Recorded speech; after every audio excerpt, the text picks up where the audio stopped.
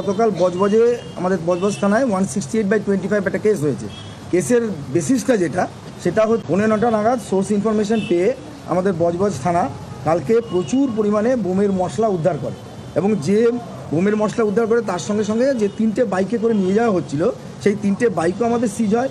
প্রচুর পরিমাণে sodium powder, 10 কেজির উপরে অ্যালুমিনিয়াম পাউডার, ফসফরাস ডাস্ট এবং রেড সালফার এবং আয়রন ডাস্ট এগুলো আমরা উদ্ধার করি, যেগুলো কিনা বোমা তৈরির কাজে লাগে।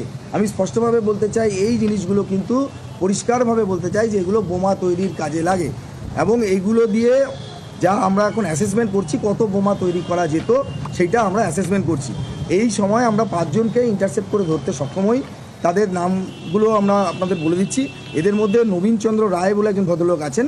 এই ভদ্রলোক কিন্তু আমাদের জেরা যখন করেছে, আমাদের যারা তদন্তকারী অফিসার ছিল তিনি জানিয়েছেন যে তিনি একজন সক্রিয় আরএসএস কর্মী এবং সক্রিয় বিজেপি কর্মী এবং ওনাকে কিন্তু গত রামনবমীর দিন বাটা মোড়ে, যে আপনারা জানেন যে সেখানে আমাদের পুলিশের একটা ব্যারিকেড করা ছিল, আমরা একটা রুট ঠিক করে দিয়েছিলাম, সেখানে কিছু তর্ক বিতর্ক হয়, সেইখানে তাকে দেখা গেছে।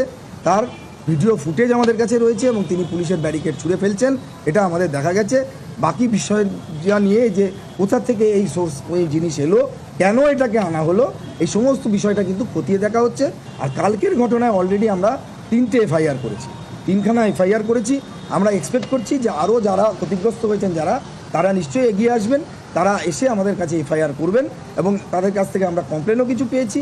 আরও এফআইআরের সংখ্যা বাড়বে আমরা ধরে নিচ্ছি এবং আমাদের তদন্ত এবং তার সাথে সাথে গ্রেপ্তার কিন্তু চলছে।